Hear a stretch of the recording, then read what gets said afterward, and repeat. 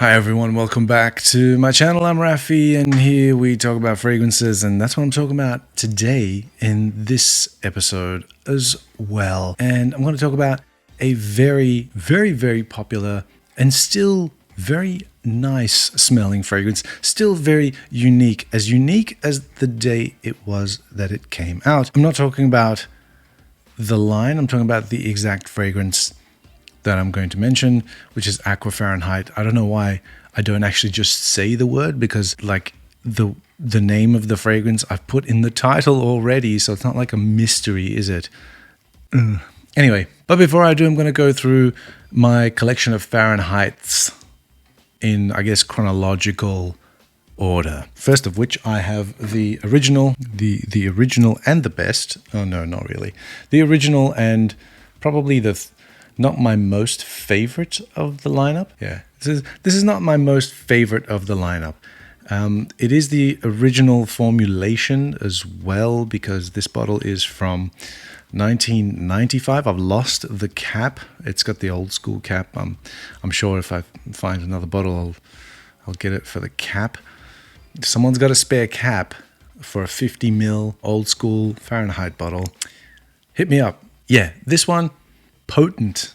The petrol smell in here from the violet is just insane. Like, this thing lasts for ages. The leather in here is just, it's also insane. It's just so insane. I think, when did this come out? This came out 1988? 1988. That's the same year, I think, that, you know, violet seemed to be a pretty prominent thing in 1988, because I think Cool Water came out in 88 and Green Irish Tweed came out in 1988, and they all have sort of prominent violet notes. This one went in the total petrol direction. It's not for everybody, I have to say. It's still something that some people just fawn over. I've done different videos of this on my Instagram page, and you know, it's one of the most popular videos that I've done there, like reels and stuff. Follow me on Instagram. Yeah, thank you. So yeah, that was my first one, and like I haven't really used all that much of it because I'm not really sort of fully in the mood for this all the time. If I want to smell like petrol, I can just go and douse myself in petrol. I guess the next one would be the exact same one, but a different formulation of it. It's like this mini that I got in that lineup of the Dior Homme Travel Collection set of 10 ml bottles. And this is a 2006 bottle. So this has been reformulated. I think this would be reformulation number 2, something like that. So it's all right. It's still got the petrol vibe in there. It's still quite strong. It's, you know, it still like retains a lot of the original's DNA. The next one that I picked up, sight unseen, as a matter of fact, direct from the Dior Beauty Boutique, and that is the Dior's Fahrenheit Parfum, which I absolutely adore. This one. This is my second favorite in the lineup. It's like a more boozy, sort of resinous sort of take on a violet, like if a violet got drunk. And vanilla, it's like, it's almost like you don't want to eat it because you know it's not edible, but you want to bite it. That's what this gives off. It's a really nice scent, like really well done. Like Dior has that trio of parfums that they did, like the Dior Homme Parfum. There was this Fahrenheit Parfum, and there was the Eau Sauvage Parfum.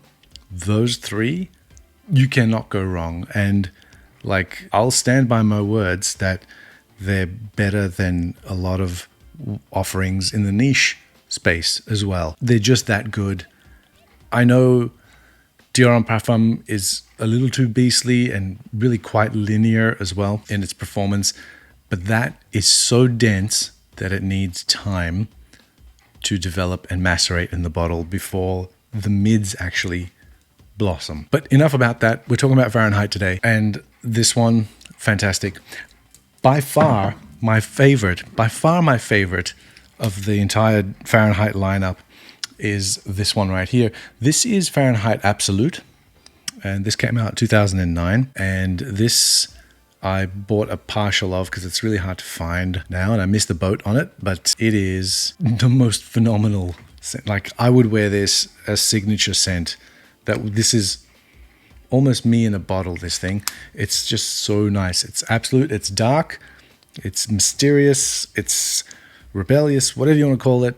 It just resonates with me and it works beautifully on my skin. I had a lot more than this, but I've worn it, even though I bought it as a partial without a lid. And I fashioned my own lid out of the tears that I cried for not having had the chance to buy a full bottle of it when it was reasonably priced. And now it is not. But the thing that we're talking about today is none of those. It's this one right here.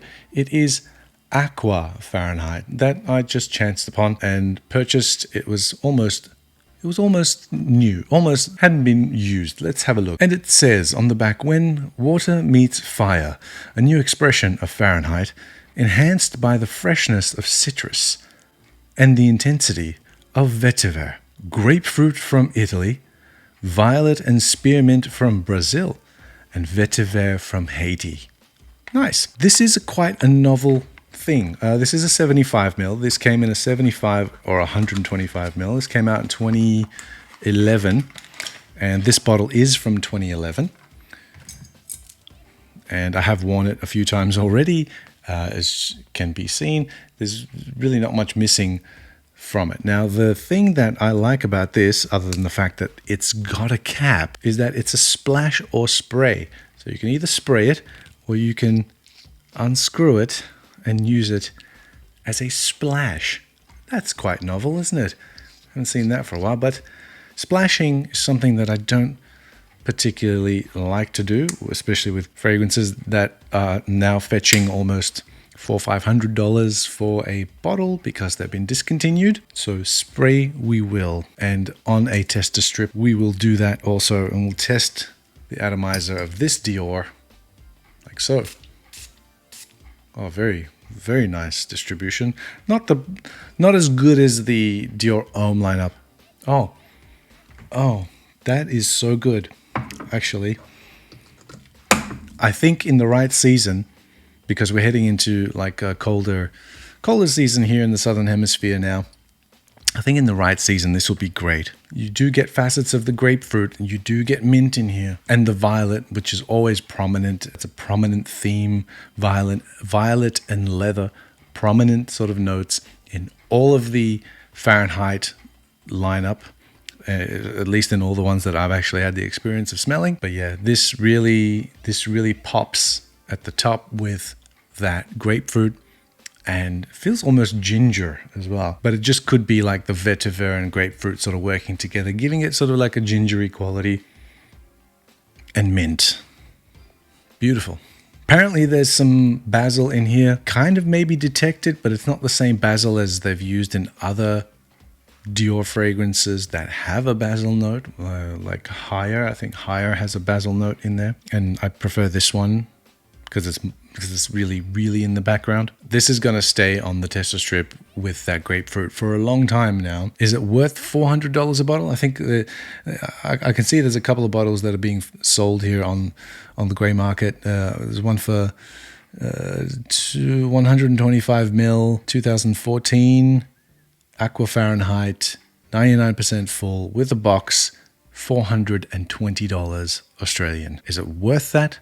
No, it's not. Maybe it is if you're a collector and you've got a lot of cash to splash, but in terms of a scent, man, you can get like a ridiculously great sort of all sort of season type of scent for that price, or you can get many very good scents at that price as well. You can maybe get one for each season and still have change to buy some tester strips. I don't know. Whatever it is that you do with your money. So that's quickly rising, I guess, above the original Fahrenheit, which again, I'm not really the biggest fan of, but I've got it anyway. And sometimes when I'm in a mood, nothing else really scratches the itch, and that's why I've got it.